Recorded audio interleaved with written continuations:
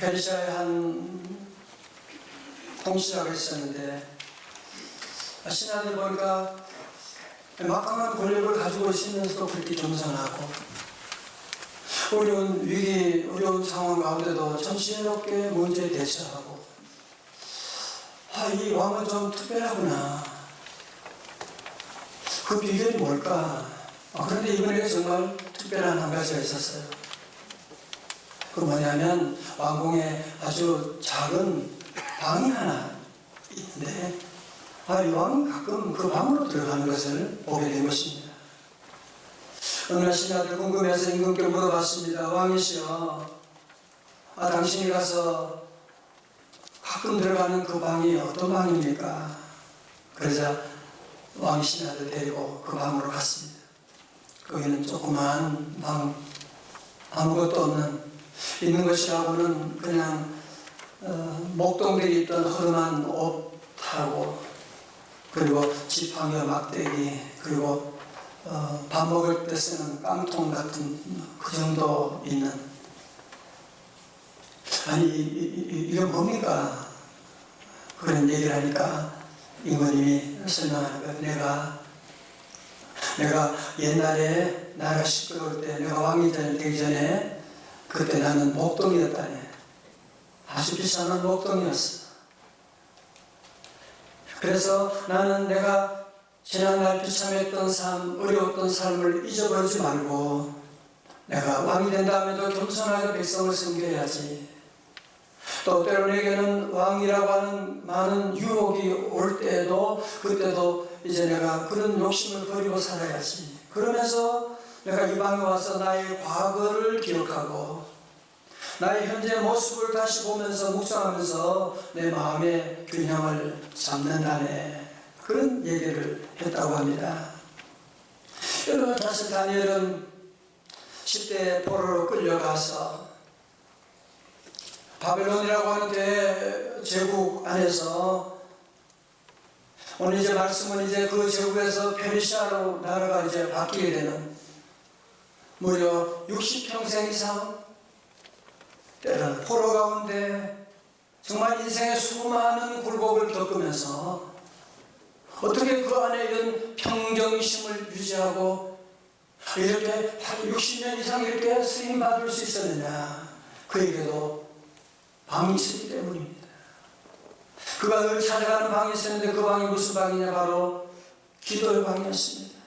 늘 하늘을 우러러 바라보며 나가는 기도의 방, 감사의 방이 있었기 때문에 그가 흔들리지 아니하고 하나님 주시는 소명을 80까지 감당해 나갈 수가 있었던 것입니다. 그렇다면 사랑하는 성도 여러분, 여러분에게는 여러분 자신을 바라보는, 내가 하나님 앞에 단독자로서 나 자신을 돌아보는 그런 방이 있으십니까? 우리가 지난 주간 다니엘서를 통해서 돌파의 은혜를 함께 보았는데요, 오늘 6장으로 들어가기 전에 우리 5장에서 어떤 일이 있었는지 궁금하시죠? 궁금하셔야 돼요, 그죠? 여러분, 5장에서 아주 놀라운 큰 대사건이 있는데요, 그게 뭐냐면은 그렇게 영원할 것만 같았던 바벨론 제국이 무너지게 되는 기원전 539년에 있었던 역사적인 사건입니다. 물론 다니엘이 꿈에 해몽할 때 미리 예견한 바 하지만 정말 영원할 것만 같았던, 절대로 무너지지 않을 것만 같았던 그 바벨론 제국이 이제 무너지게 되고, 여러분 세계사를 보십시오. 영원한 나라는 없습니다. 왕들도 다, 대단한 왕도 다 죽는 것이지 영원한 왕들은 세상에 없는 것입니다. 영원한 왕은 우리 여호와 하나님밖에 없는 줄로 믿습니다. 여러분, 이제 새로운 왕조 바벨론 제국이 무너지고 메데 페르시아라고 하는, 메데 바사라고 하는 그 나라가 등장하게 되었는데, 이때 왕이 누구냐? 다리오. 다니엘과 종씨는 아니지만 다리오예요. 이 당시에 나이가 그는 62세 나이로 제국 전체를 120개 도로 나누고, 어제 제가 지도를 보여드렸지만 인도와 아시아, 유럽, 애국까지 거치는 엄청난 그 제국을 120개 도로 나누고 그리고 120명의 지방 장관을 임명하고 그 120명 지방 장관을 관리하는 3명의 총리를 두게 되는데 그 3명 가운데 한 명으로 다니엘을 스카우트하게 된 것입니다. 지금 나이가 80이 넘어서 은퇴하려고 하는데 하나님께서 은퇴시키지 않는 것이었습니다. 그런데 다니엘은 새 왕조의 총리가 되자마자 탁월한 능력을 발휘하는데요. 어느 정도냐 하면 3절의 말씀 다 같이요. 시작. 다니엘은 마음이 민첩하여 총리들과 고관들 위에 뛰어남으로 왕이 그를 세워 전국을 다스리게 하고자 한지라. 아멘. 여러분, 다니엘은 그 늙은 나이에도 불구하고 다른 관리들, 다른 고관들, 다른 새 총리보다도 뛰어난 탁월한 능력을 보여주는 거예요. 여러분, 그 비결이 뭐라고 그랬어요? 마음이 민첩하여. 이 마음이 민첩하다는 말이 무엇이냐? 우리 영어 성경을 보니까요, 노트에 있습니다. Because he possessed an extraordinary spirit.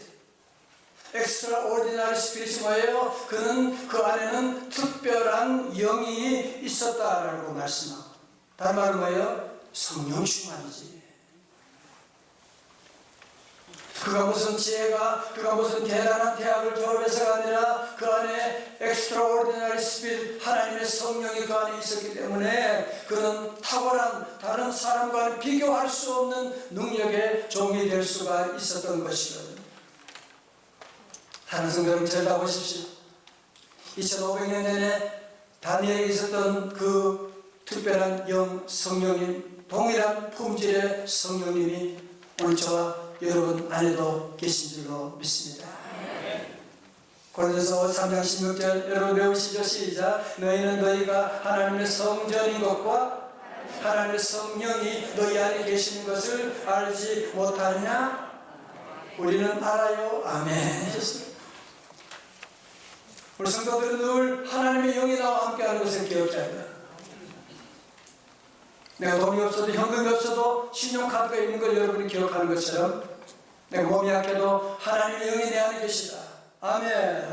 하나님의 영을 의지하고 하나님의 영을 의지하고 나가게 되면 여러분 안에 하늘 가운데 하나님이 탁월한 실력과 탁월한 은혜를 베풀어 주실 줄로 믿습니다.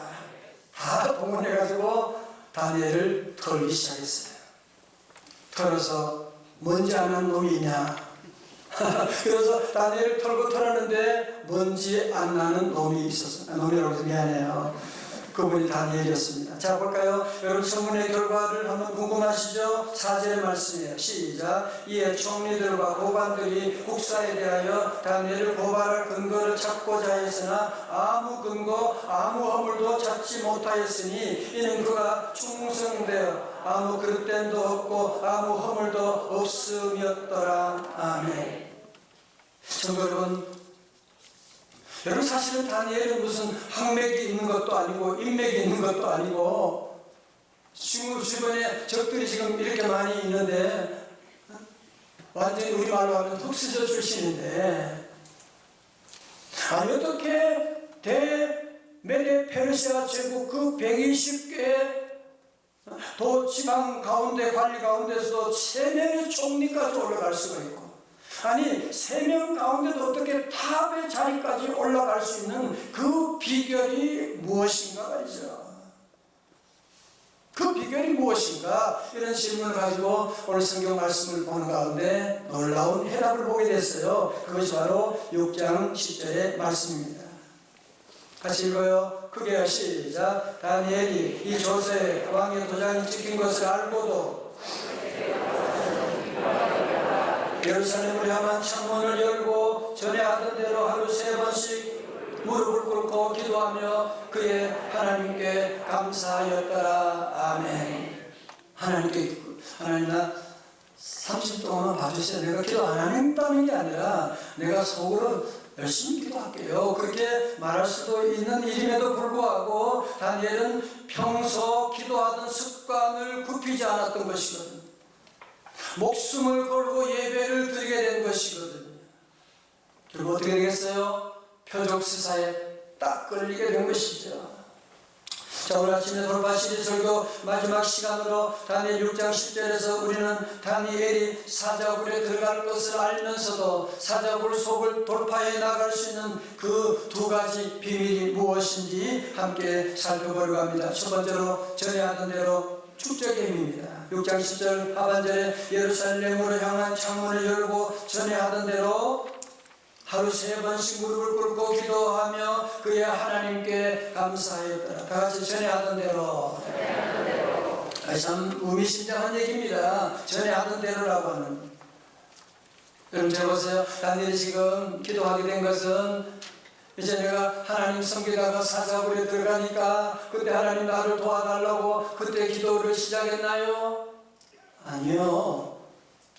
여러분 제가 우리 지난주간에 말씀 함께 본 것처럼 15살에 바벨론에 포로되어 가서 왕이 주는 음식을 거절하고 2장에 가서 왕의 꿈을 해몽하지 아니하고 왕을 찾아내 꿈을 찾아내지 않고 해몽하지 않으면 죽여버리겠다 그랬죠. 그래서 저도 어떻게 했어요? 친구들과 함께 뭐 했어요? 연합하여 하나님께 기도하였더라. 그죠?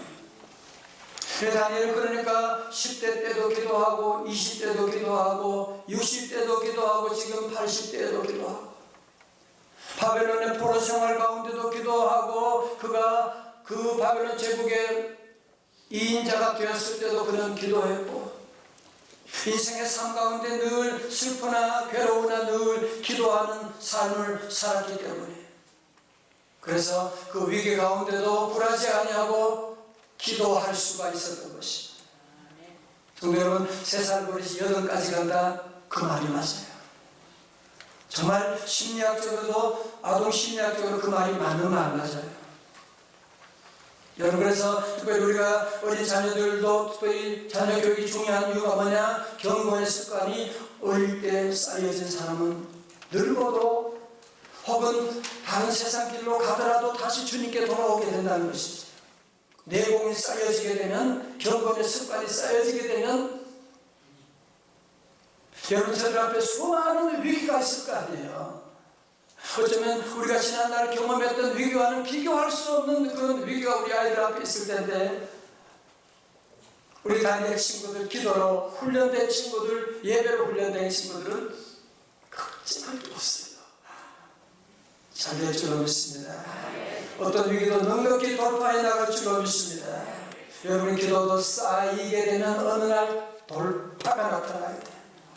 여러분의 선행도 쌓이게 되면 아무도 모르지만 어느 날 돌파가 일어나고 사업하시는 분도 열심히 수고하고 정직하게 신실하게 탁월하게 하다 보면 어느 날 돌파가 일어나게 됩니다.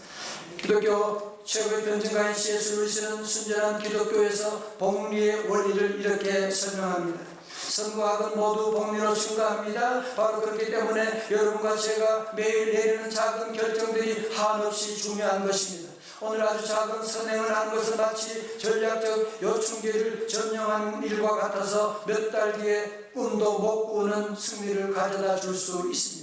반대로 오늘 겉보기에 사소한 정력에 빠지거나 화를 내는 것은 적에게 고지나 선로나 교량을 내주는 일과 같아서 바로 그 길을 통해 적의 공격을 받게 될 수가 있습니다. 제가 신문 보다 보니까 월드스타 BTS 여러분 이 BTS는 연습생 시절도 물론이지만 데뷔한 후에도 하루에 16시간 이상 춤 연습을 한다고 그래요. 그러니까 밥 먹고 잠자는 시간, 이동하는 시간 빼고는 거의 춤 연습을 하면서 전문가들이 말하기를 BTS의 칼 부문은 무식한 축적기에 의해 만들어진 작품이다 그렇게 말해요. 성도 여러분 정말 여러분이 탁월하기를 원하십니까?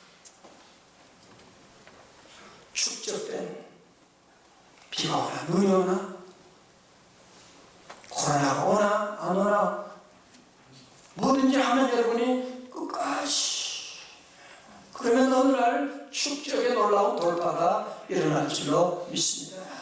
두 번째는 기도와 감사의 힘입니다. 앞에서 말씀드렸지만 다니엘이 세 번 기도하며 그 하나님께 감사했다고 하는 것은 사자굴에 던져질 그런 위협 가운데서 구출을 받은 다음에 살아난 다음에 오 하나님 감사합니다. 그건 누구나 다 할 수 있는, 아니 그것은 믿지 않은 사람도 할 수 있는 그런 감사가 아닙니까? 오늘 다니엘의 감사는 특별히 그는 미리 감사하는, 사자굴 속에 던져지기 전에 먼저 감사하는 그런 축적된 감사가 쌓였기 때문에 그런 위기 가운데서 먼저 그는 하나님께 감사하였더라고 말씀하고 있는 것 아닙니까? 그렇습니다. 다니엘은 포로 잡혀왔을 때도 감사하고, 그는 총리가 되었을 때도 감사하고, 때로는 위기 가운데 있을 때도 늘 감사하고, 모든 일에 감사보다 보니까 평생 감사가 축적이 되어가지고 사자굴에 던져진 위기 앞에서도 감사할 수가 있었던 것이거든요. 세계인 베스트셀러 작가이자 철학자인 알랭드 보트는 말하기를, 감사라는 예방주사를 매일 맞자 그러면 시련이라고 하는 병마를 만났을 때 다른 사람보다 빨리 이겨낼 수 있을 것이다. 여러분 힘들지만 감사 예방주사를 여러분이 매일 맞으셔야 돼요. 같이 감사합니다. 좋은 일 있을 때 감사 누구가 못해요? 아니 감사라고 하는 것은 예방주사 같은 거예요. 약과 같은 거예요. 여러분들이 아프고 힘들 때 그때 감사가 진짜 감사예요. 그때 눈물로 감사하는 것이 진짜 감사, 하나님께서 받으시는 돌파의 역사를 이루시거든요. 빌립보서 4장 6절 말씀 우리가 다 배우는 말씀이죠. 시작. 아무것도 염려하지 말고 다만 모든 일에 기도와 간구로 너희 구할 것을 감사함으로 하나님께 아뢰라. 그래서 어떤 분이 이 구절 말씀을 읽으면서 기도는 하늘로, 우리의 감사는 우리의 기도를 하늘로 쏘아 올리는 로켓이다, 그렇게 말했어요. 우리가 기도 중요해요. 그런데 감사함으로. 자, 여러분 다리오 왕이 나중에 이 특별법이 다니엘을 제거하기 위한 표적 입법인 것을 늦게 알게 됐어요. 그러나 그때는 이미 늦어버렸어요. 왕이 의인이 죽인 것은 절대로 바꿀 수 없습니다. 안 됩니다. 신하들이 계속 그러는 거야. 어떻게 해요? 하는 수 없이 다니엘을 사자굴에 던지게 됩니다. 그러고는 그날 저녁에 다리오 왕은 잠을 이룰 수가 없었어요. 금식하며, 성경에 이렇게 나와요. 금식하며 잠을 이루지 못하게 되고 슬퍼하며 새벽 일찍이 사자굴 앞으로 가게 됐어요. 가서는 다니엘아, 네가 섬기는 하나님이 너를 구원하셨더냐? 네가 아직도 살아있느냐? 다니엘아. 그때 다니엘이 안에서 네 왕이시여 만수 무강하옵소서. 나의 하나님이 지난밤에 나를 구원하셔서 사자의 입을 막으사 나를 구원해 주셨습니다. 오 다니엘아, 네가 살아있다니 너무너무 고맙구나. 눈물 더 흘렸을 거예요. 정말이요. 왕이 마치 태종과 세종이 그 황희정승, 여러분 역사 아는 분들은 너무너무 귀하게 계속 쓰임받았잖아요. 은퇴도 못하게 하고 그런 것처럼 계속 이제 쓰임받는 그런 일 가운데, 그래서 다니엘이 살아나게 되고 다니엘이 참소했던 그 관리들을 불러오느라, 그래서 그 관리들을 사자굴에 집어 던졌더니만 떨어지기도 전에 사자들이 그냥 삼켜가지고 뼈까지도 다 으스러뜨렸다라고 오늘 말씀 뒤에 기록되어 있습니다. 정말은 어떤 특별한 돌파, 이런 특별한 돌파 어떻게 가능했다고요? 우연히 그렇게 된 거예요. 하나님의 은혜로 그렇게 된 거 아니에요. 물론 하나님의 은혜지만 오랫동안 축적된 기도와 감사 있었기 때문에 이런 놀라운 역사. 여기서 끝난 게 아닌 사실은요, 이제 다니엘은요 고레스 왕 때에도, 다리오 왕 지나서 고레스 왕 때도 귀하게 쓰임받고 이 다니엘로 말미암아서 고레스 왕이 나중에 이스라엘 백성들을 바벨론 포로에서 본국으로 귀환하게 하는 놀라운 명령 사인을 하게 되는 일까지 하게 되는 것이거든요.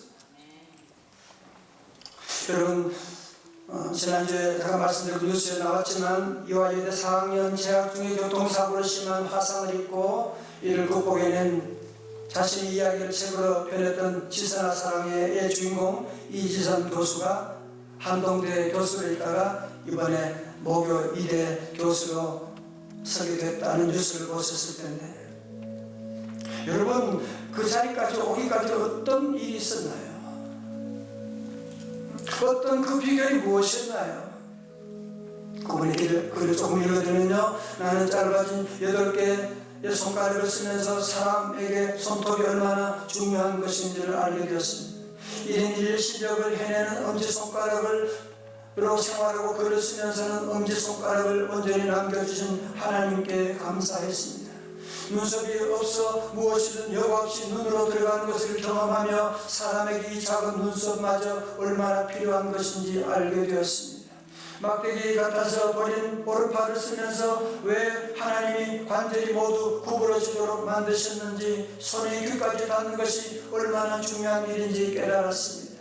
마지막으로 감사함이 어두움의 터널을 버티게 해준 힘이었습니다. 성도 여러분, 이지선 교수 얼굴 여러분 보셨잖아요. 얼굴이 다 타고 온몸이 다 무너졌지만 그 어머니와 가족들과 함께 끝까지 기도하는 거예요. 끝까지 하나님께 감사하는 거예요. 무려 20년 이상 이런 내공이 쌓임으로 하며 축적됨으로 말미암아 하나님의 귀한 딸을 높이셔서 하나님 영광 드러내는 것을 볼 수가 있지 않습니까?